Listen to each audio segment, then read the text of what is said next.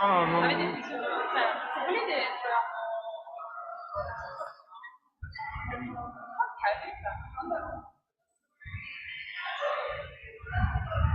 E poi fuori onda, perché questo è uscito.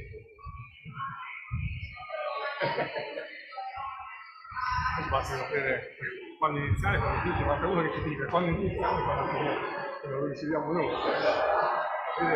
Gestitevi, però insomma, almeno questa informazione.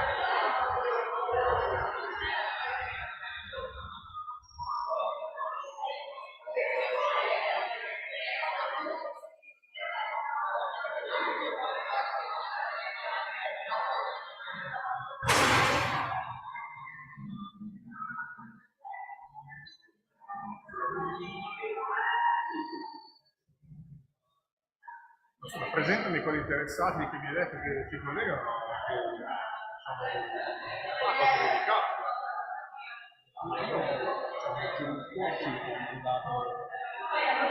C'è qualche realtà che tu sai già che... No, era persone del mio settore, non industria, persone della comunità della sicurezza, e comunque la musica scelta che qua fino interessante di seguire. Sì, però un po' di riscontro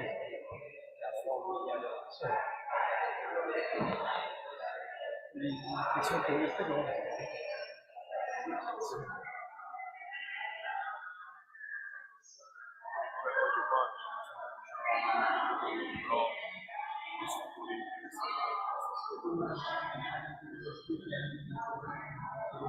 No, ci domandavamo se c'era qualcuno che ci introduceva i filosofi da soli,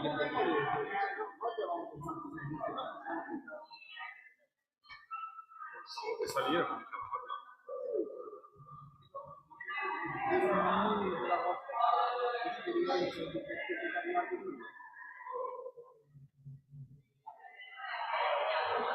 Vabbè, allora cioè per iniziare. dovevamo iniziare alle prime.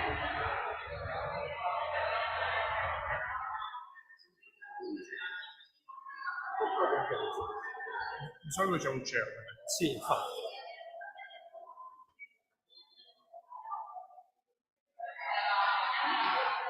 Fai da te, come all'Ikea. Dovremmo fare conferenza che è una lezione che richiamano in aula le persone. Esatto. Io faccio così, faccio.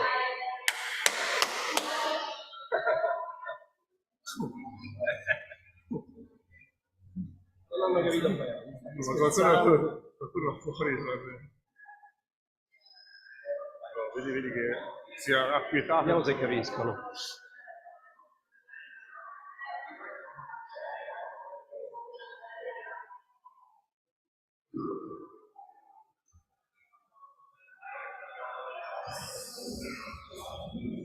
Okay. Good afternoon, everyone. Thank you for being here. Today we have with us Enrico Prati, an associated professor from the University of Milan, and Corrado Giustozzi, an informatic and cyber strategy consultant. They will talk about superquantic computers, and here I present to you we are a special class, so maybe we come from a global governance course in the University of Tor Vergata, and we are all second-year students. So thank you so much for being here, and please give a round of applause.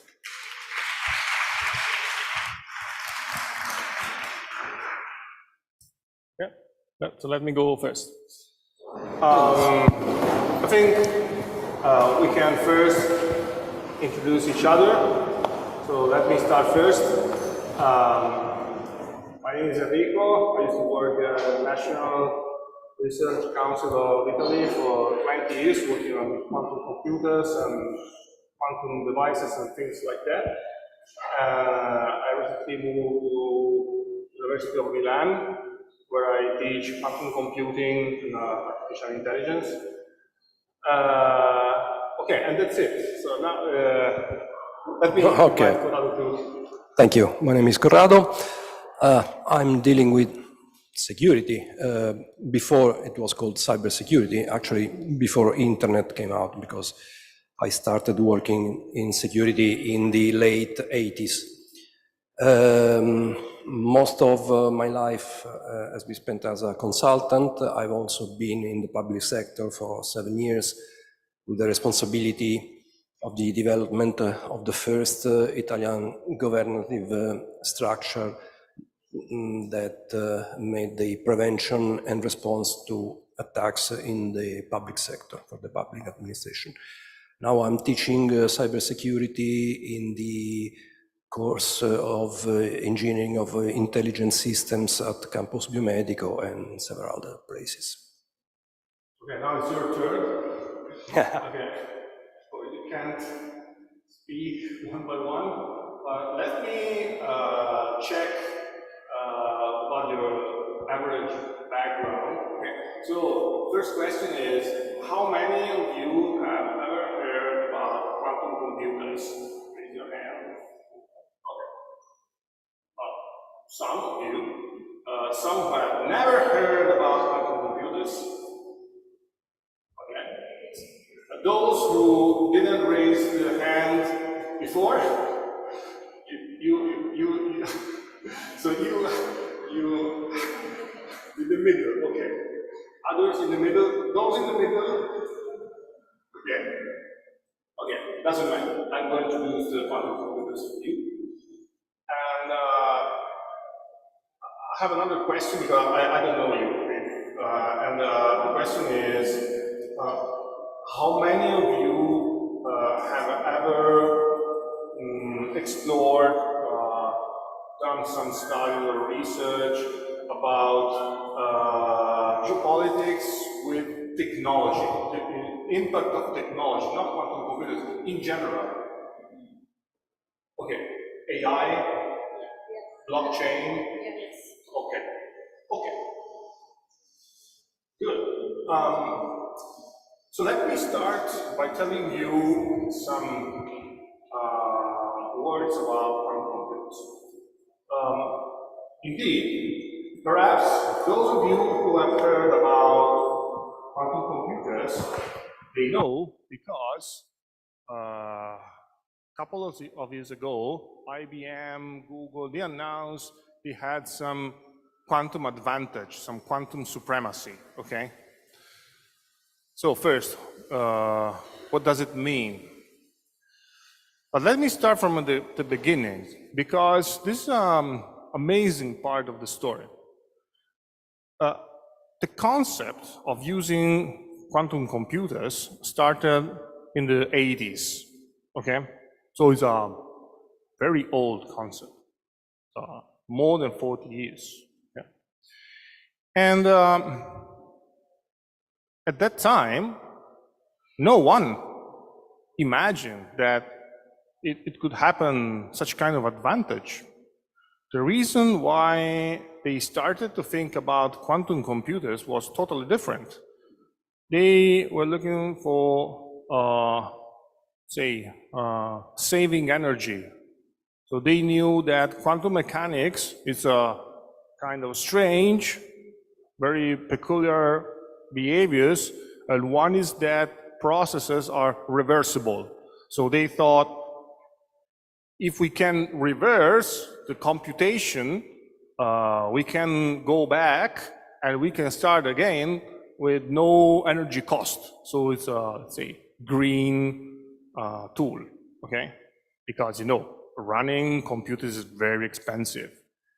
You need a lot of power, you have to consume a lot of power just to keep running your machines.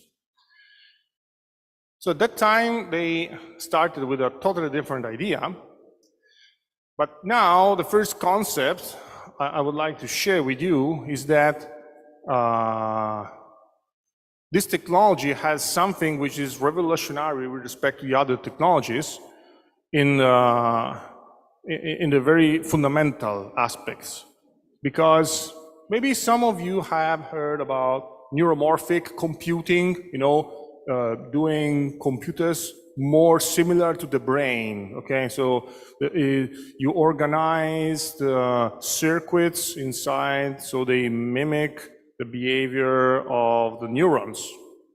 Okay, that is a possible substrate for artificial intelligence, for example. But it's not that revolutionary, because you just have to keep the transistors you have already in your cell phone, and you have to rearrange differently, so a different design, but same concepts, and then you have a new architecture.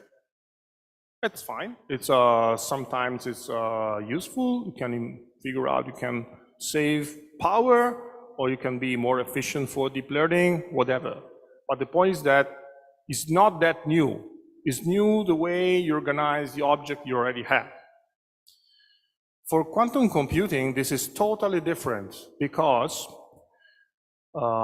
if you take an individual electron, or an individual atom, or an individual photon, it doesn't obey the same rule of the classical objects, macroscopic objects. It obeys to different rules, and these rules involve being in a superposition, which means the state can be two different states at the same time.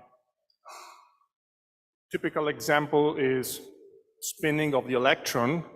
So you can imagine that the electron is spinning in one direction, but you can also flip the direction and go in the other. And if you think at the ball for football, it can only turn to one of the two directions by time. But if you take the electron, then you can provide some physical operation on that, which makes possible to have spinning in the two directions in the same time, which is something which is very difficult to understand to us, but it's absolutely experimentally demonstrated that this is how it works.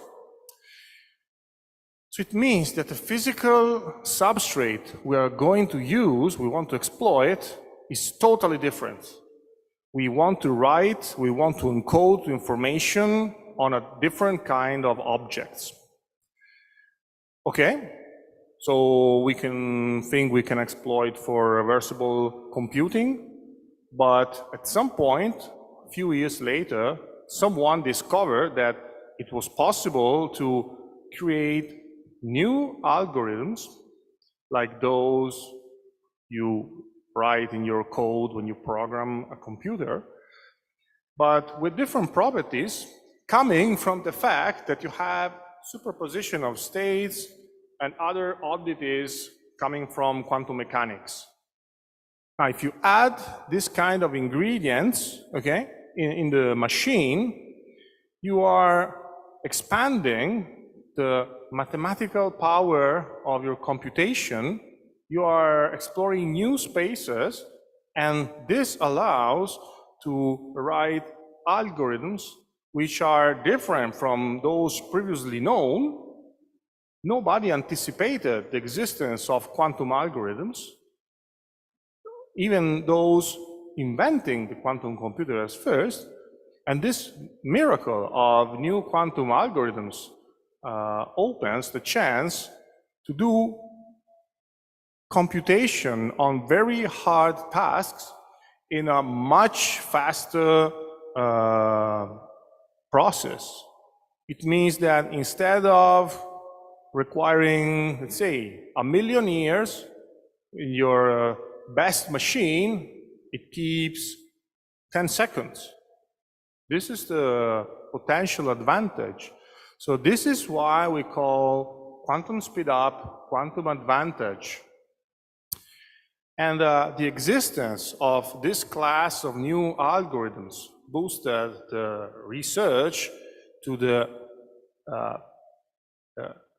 true experimental fabrication of physical devices, able to behave in a manner consistent with the odd effects expected by quantum mechanics. So we need computers where the ingredients at the ultimate level are individual electrons, individual atoms, individual photons, or superconductive currents. And if you write and you encode information there, you start to see that it's true. We can use it every day now. When I met Corrado the first time, it was the very beginning where quantum hardware was available, okay? First models with a very few qubits. It was 2016. And in 7 years, some revolution happened, and now we have announcements of machine with 1,000 of qubits. And this machine are truly able to implement. So now we are here today to figure out what is the impact. What happens if some countries have this kind of technology they have and others have not? What is the change, the balance of the power? What is the impact on the financial sector, on the security, on prediction of social behavior, on artificial intelligence itself? This is the topic.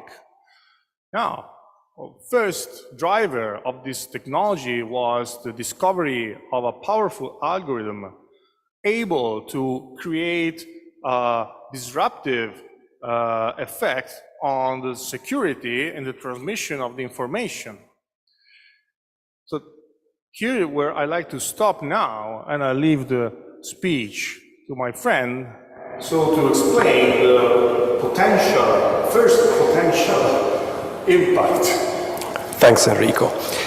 Yes, since a few years, many people anticipated the potentially disruptive application of quantum computers in the field of cryptography, that is the protection of data. By the way, in a diplomatic environment, cryptography has always been a very important topic. Actually, modern cryptography was invented in Italy in 15th century for the needs of the diplomats that traveled around the world and had to communicate in a secure way with their governors or kings or whatever. So all the cryptography that we use now, and cryptography protects all kinds of sensitive communications, from the military communications to the normal communication that the man in the street uses during the day. All our phone calls are encrypted, you know. And we have now two kinds of cryptographic algorithms, two different families. One, which is called symmetric cryptography, actually dates to the 13th, 14th century. During the Renaissance, they were developed. And they are still in use nowadays because they are very practical, they're very quick, they're very cheap, can be implemented in hardware everywhere. Then in the 70s, so a few decades ago, another class of algorithms was discovered, which is called asymmetric or public key cryptography, which is a really clever invention. It is very useful because it deals with a fundamental problem of cryptography, which is the exchange of the cryptographic keys. When two people have to communicate securely by means of cryptography, they have to exchange a secret key before they can communicate in advance. This was easy to do in the past, because every diplomat or general, whatever, went to the headquarters and got his key. But it's more and more difficult nowadays when we have the need to communicate with people that we do not know in advance. So we cannot exchange a key with someone that I don't know before knowing him. So the public key cryptography actually addressed and solved this problem. In this kind of cryptography, each person belonging to the system has a couple of keys. One is public, so known to everybody else, and one is private. The trick is that we can encrypt something using the public key of the person to whom I want to address my message. And once I have encrypted this message with that public key, no one can decrypt that message, so made it clear again, but the only person that knows the secret key, the secret part of the couple, which is my destination of the message. This kind of cryptography is very different from the traditional one because it relies on very complicated math. It relies in particular on mathematical functions or mathematical problems, which are very easy to compute in one direction, in one way, but are very hard to compute the other way around, so to invert. There are some functions in nature that have this property. You can easily do the math in one direction, for instance, the normal multiplication. It's easy to do one number times one other and take the result. But the opposite, if I give you a huge number and I say to you, this huge number is the product of two huge numbers, please find them, you are not able to do that with paper and pen in a reasonable time because the opposite of the multiplication is a hard problem. How hard? In the special cases that have been developed for supporting this cryptography, it's very hard. It means that you could have to use a very huge computer for literally millions of years before finding the answer. So the problem is not impossible, but it's just very, very, very hard to do. It comes out that quantum computers are absolutely the best thing we have to tackle these kind of problems. So the factorization of large numbers or finding the logarithm of special numbers is a very easy task for quantum computers. It's a very difficult task for traditional computers, but a very easy for them.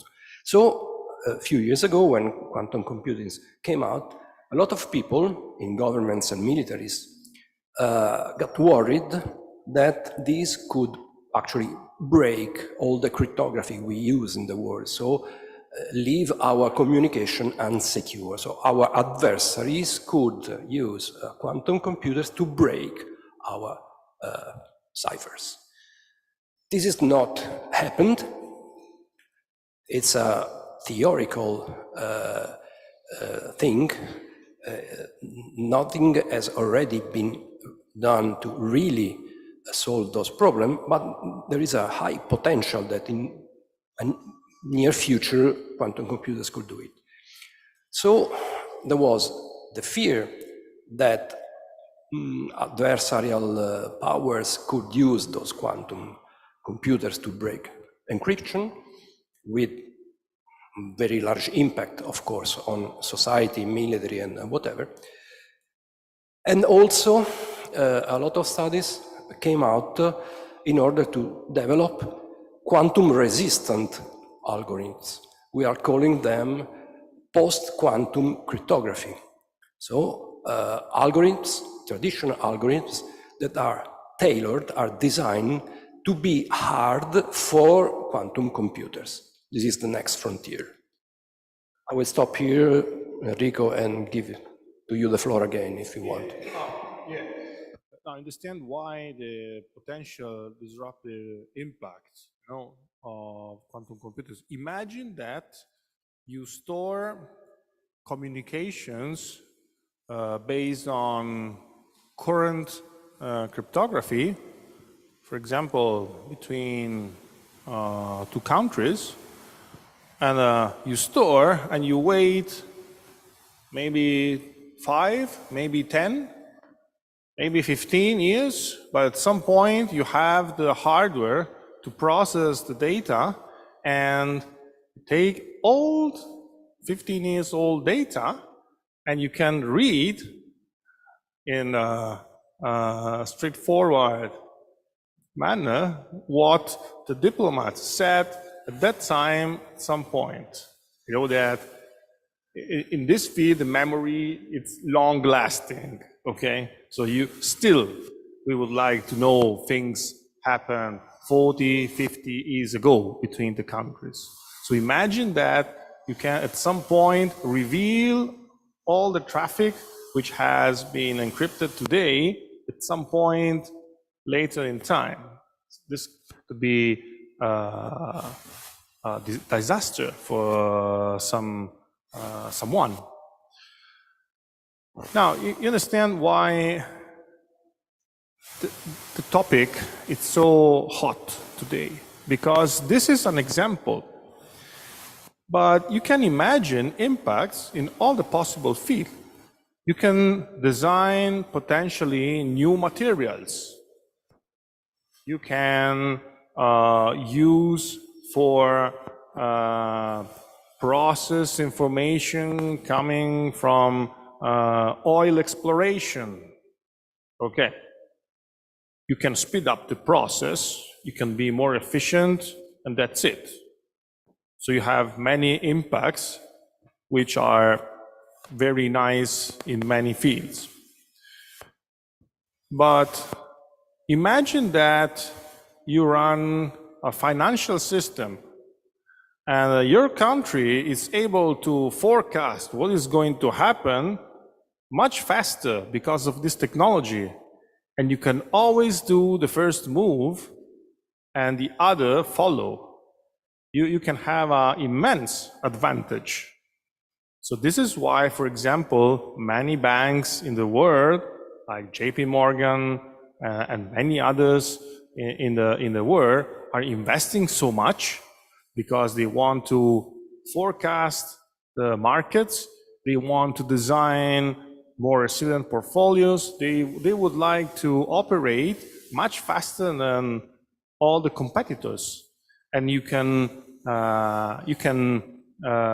provide this kind of technology to a country and do the same with what concerns the economical assets. Can move money faster than what the others are doing. So there are many, many potential impacts. And we can only now start to see possible effects. Who is developing this technology? First, let me say that the kickoff of the technology comes from the governments. United States, major European countries. At some point, China, they started to invest billions, okay? The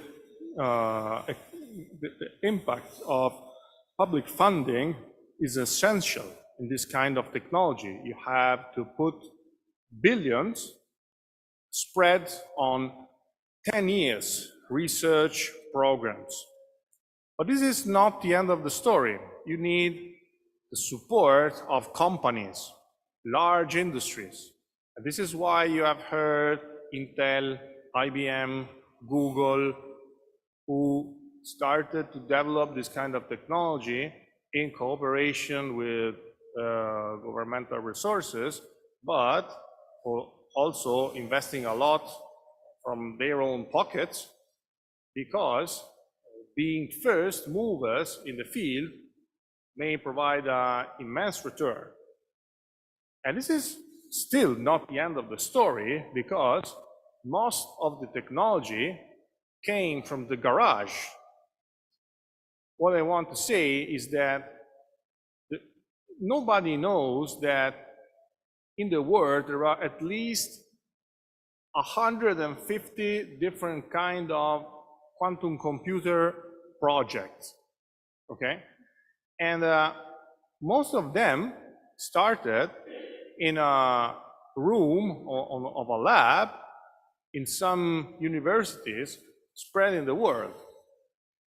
And what happened is that at some point, people working in the lab realized that their scientific object may turn out to be a commercial object. And with the support of venture capitals, they started to figure out if they can create some business around commercialization of the technology. So many projects with many different supporting technologies, which ranges from neutral atoms to photons to superconductive qubits. They started to create chips with 2 qubits, 5 qubits, 10 qubits. Then some investor came and they started to put money. And now we have startups which are in the NASDAQ, okay? And the value is of billions of dollars, like IonQ, Rigetti, D-Wave, and others. Now we have companies which are in the market. So it means that it's not only a matter of direct investment of governments, but also by indirect investment, which means providing resources to universities, research centers in order to develop blue sky ideas. Nobody knew that atomic physics or like neutral atoms may turn out to be in some future the physical hardware ground for having a quantum computer. They started to play with the atoms with the lasers. So the lesson we have to learn is that we have, as government, to put resources on public research, even if we don't know what is the return, and at some point something will happen. And because of this investment, some of the groups were able to create a new substrate of technologies which now becomes disruptive and able to change the geopolitical order. You have comments? Yes. One thing that I think is important to underline is that quantum computers are not perfect machines. I mean, they are not suited to each and every problem. There are some kind of problems for which traditional computers are best suited. Quantum computers are very well suited to specific class of problems, which are nonetheless very, very important. It's anticipated that the computing power of quantum computers could help a lot in doing research on AI or computing complex molecules, so in biochemistry, or in analyzing huge system of complex dynamics, or, as I mentioned, solve some kind of mathematical problems which are not, treatable by traditional computers, but are quite at hand with quantum computers. But they are not a substitute for a general purpose traditional computer in many cases. A bank or a company doing payrolls doesn't need a quantum computer to do payrolls. So traditional computers does it very well. Yes, completely true. You have to have the right problem to solve, but luckily there are many.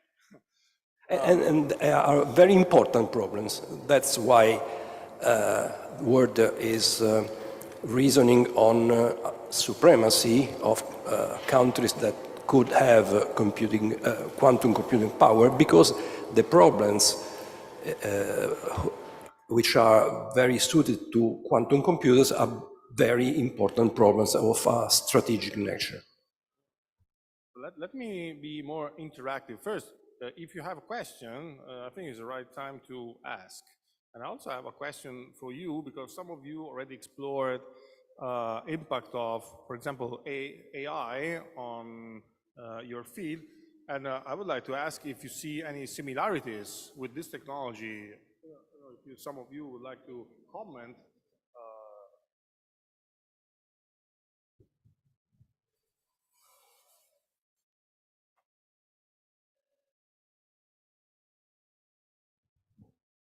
Hi. Sorry. Thank you for your speech.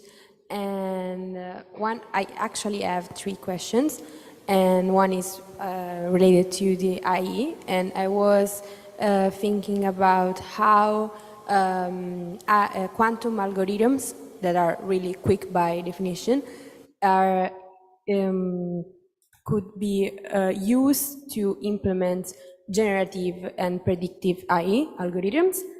The second question is, the second question is about how quantum computer is efficient on the decentralization system, informatic system. Like I know that we are developing new forms of blockchain that is decentralized, so advanced. I don't know the English words are rete peer-to-peer advanced. And how quantum computers deals with this decentralization system. And the third one is a little bit more philosophical in a way. And I was wondering why we are trying to make computer reasoning similar to our brain. Like, I'm not a technician, but I think that intelligence is not just a human thing, because if you look around us, also plants are intelligent. And in my opinion, really modest opinion, I think that if we try to make computer reasoning similar to our reasoning, is a kind of like we are not using the real potential of computers. Thank you. Okay. So first, quantum machine learning, I think it's a very, very interesting question. Indeed, quantum computers may boost artificial intelligence.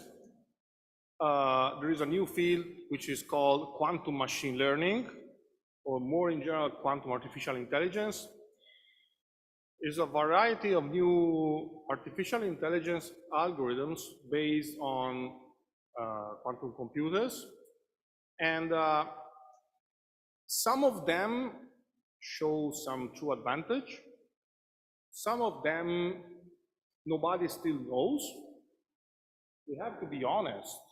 And I have organized last year, in the next month, a small workshop which is called Open Problems in Quantum Machine Learning, because we know that it's not everything fantastic. We have issues to be solved. So the answer is yes, you have some potential impact. We recently demonstrated anomaly detection on IP traffic faster than with traditional resources by using a D-Wave quantum computer. So, and that was run as a artificial intelligence model, anomaly detection. So yes, there is an impact. For what concerns generative AI, I think that we still have limited hardware resource, so to demonstrate full advantage, potentially yes, generative model can be replicated on quantum computer, but I think that was not the first step to move in, but something is being done. Let me also, can I answer also to neuromorphic? Yeah. Because that is relevant. I think one reason is that we know that to perform the same task, our brain employs 1 watt, and for doing the same, if you need a server farm, employing 10 to the 12 times more power. So there is something intrinsically efficient in our brain we have to discover and we have to exploit to reduce power consumption. That is one method to do computation, which it's a kind of computation we can call probabilistic, because our brain is fantastic in a complex environment, but we know that we can also be wrong. There are two kinds of computation. One is based on perfect algorithms which determine quantity at the end, and there is no way to do mistakes, and mistakes are not admitted, because if you need to know the length of a wire to connect the satellite in the space, we need to know exactly the measure of that wire. But for some task where some tolerance to say errors or mistake is acceptable, then it's fine. Let me mention that retina can have damage. A doctor, it's able to understand from looking images, let's say in 60–70% if the damage is there or not. If you ask deep learning to doing that, the probability of success raises up to 95%. So that is a tool which is convenient to be used by the doctor, and you can certify that technology. So even if sometimes it's wrong, because you have 5% of chance to be wrong, it's better than what we can do. So that case is probabilistic, but it's acceptable. In some cases, it's not. Yeah, I would add just a couple of points to the second and third question. About the blockchain, in my view, quantum computing is not very useful to help build blockchains, but is very able to break blockchains. In each and every case where you have, for instance, proof of work, that is some computation, hard computation that you have to do to demonstrate that you have done something to participate, and whatever, those can be easily be broken by quantum computing. So it has more a disruptive potential than a constructive potential on blockchains. And regarding the intelligence, well, your question was philosophical, so I'll try to respond on a philosophical standpoint, from a philosophical standpoint. First, we are trying to mimic human intelligence because we don't know any other kind of intelligence that we could mimic. And it's very difficult to try and invent what an alien or different intelligence could be. The problem is that the definition of intelligence is a tricky one. And most people prefer to avoid defining what intelligence is. In the same way, I mean, the first which with acted so was Turing himself. If you have read his fundamental essay, which was published in 1950 on a philosophical magazine, on Mind magazine, the article was called Computing Machinery and Intelligence. It is where everything started, the point where he defined his very famous imitation game, now called Turing test and so on. He explicitly stated that he didn't want to define intelligence, and that the major error, the major plug on the debate on machine intelligence was the fact that it was called intelligence and it resembled human intelligence. he said this is a point which lends to religious answers, ethical answers, psychological answers. And he said, I have to seek an engineering answer. I don't care what intelligence is. I just pose the question, if someone is able to build a machine that in a certain context will behave like a human being will behave. If the machine behaves in a way that you cannot distinguish from the behavior of a man, for what I care, I can call it intelligence, whatever intelligence is. The problem is the concept of intelligence is a moving target. I mean, many years ago, it was easy to say, okay, dogs are not intelligent, humans are intelligent because humans can play chess and dogs cannot. So it's a clear proof that. Then we have machines that play chess better than humans. Nobody will admit that machine is more intelligent than a man. So the answer is, well, intelligence is not needed to play chess. So we are trying to define intelligence by carving out behaviors that at a certain point in time are not considered to be intelligent anymore, but nobody knows what actually is. So it's better not to try to and just trying to see if we can build behaviors that are undistinguishable from the only intelligent behavior that we know that it's ours. And by the way, the first machines were not designed to work as human brains, although they were called electronic brains. They were not. I mean, the traditional programming of machines of years ago were very different from human way of reason. And the programmers had to be trained to think in another way in order to write programs. Then in the 80s, when the neural networks came out, someone tried to mimic the biology of the brain, aiming to achieve a better level of computation. But it came very, very late. I'm Rebecca. Thank you for being here. And my question is more a clarification question. You said that in the second kind of families of algorithms, the asymmetric one that is very useful for crypto keys, there is this huge mathematical problem to reverse the mathematical operation.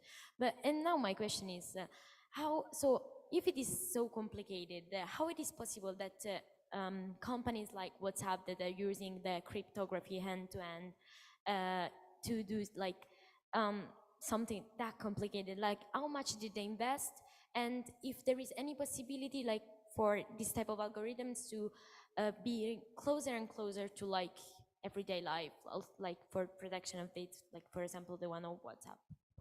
Thank you.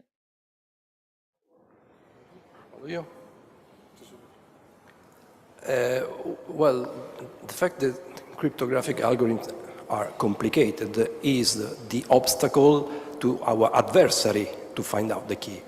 We, using cryptography, we calculate the functions the easy way, not the other way around. The other way around is what prevents our adversary to do the reverse. So our computations are easy to do. So that's why cryptography is cheap, is implemented in low-cost device, and it works very well. Because the obstacle that our adversary has is order of magnitude higher than the cost of computation that we afford when we compute it in the right way. Hello, I'm Giulia Maria. So I've got two questions. One is more serious and the other one is something that I always wanted to ask, and since I'm here, I'm just gonna say, I try to make it fancy, but my question is fundamentally is about teleportation, because I was reading that obviously through quantum entanglement you can do quantum entanglement teleportation, so which is for obviously it's not for people, but you see, I was reading about it, and there's always people saying, is teleportation possible? What is quantum physics going to, let's say, unlock in terms of possibility for humans? So I was wondering, this is kind of a guilty question that I've always wanted to ask, I'm just going to ask it. And the other more serious question is about, since we're in a diplomatic environment, I would like to know to what extent a figure that is working in diplomacy, or a politician, or somebody that is working on the regulations or the implementations of, in this case, quantum computing, needs to have knowledge of the technicalities of the computer. Because it's very hard to understand quantum computation and quantum mechanics, and it's not something that somebody that comes from a political background can do. But at the same time, it's required to make regulations, to make legislation.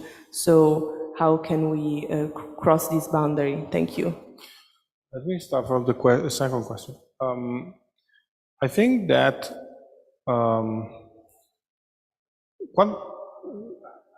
let me try to answer this way.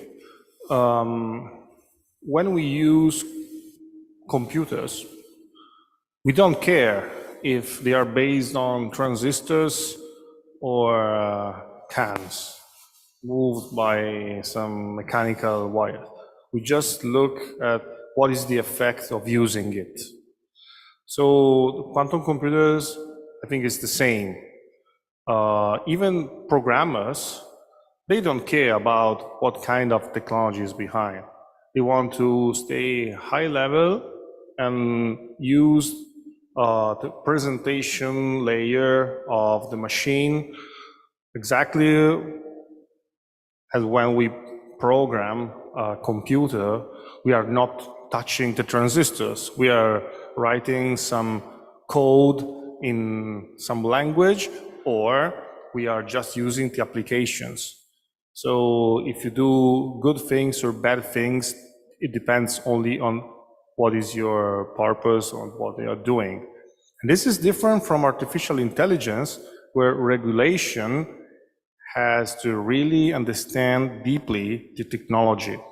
Because there, in artificial intelligence, which is a specific class of algorithms, there is a very common misunderstanding which consists in the confusion between the inference of the artificial intelligence, which means I understand what to do, and the automation, which is I bridge this understanding to doing some action.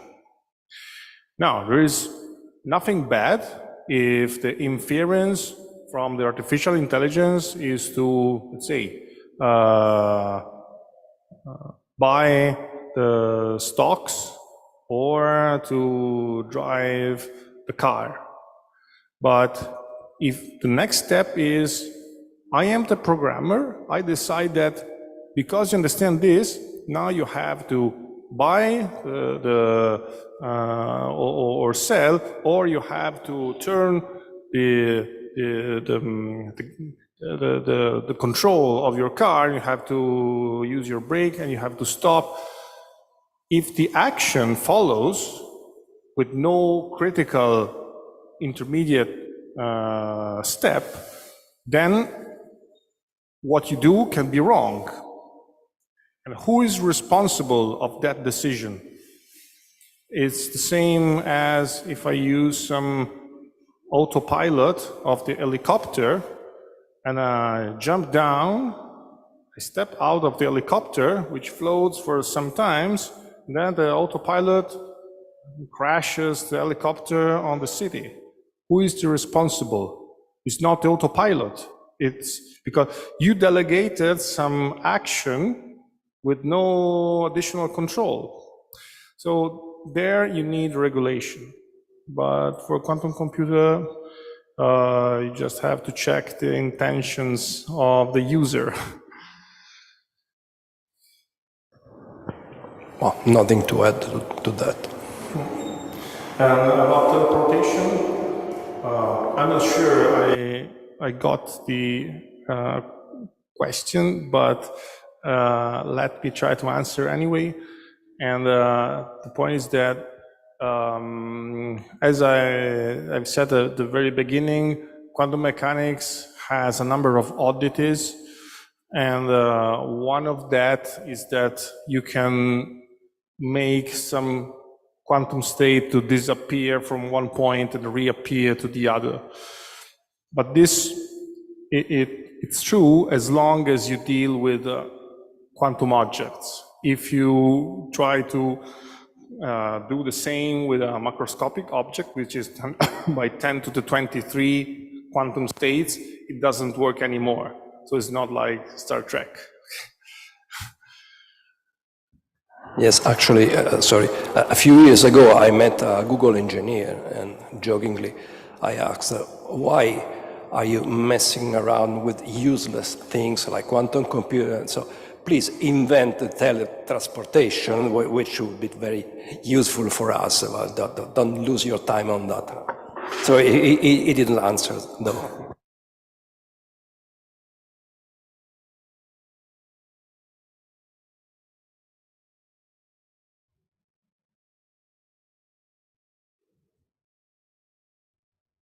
Wanted to say that this is the end of session. Thank you so much, Mr. Prati and Corrado Giustosi, for coming here today and deeper our knowledge in the quantum computer as well. You may take a break for 5 to 10 minutes and then please come back soon. No? No. Five. Be critical. Okay.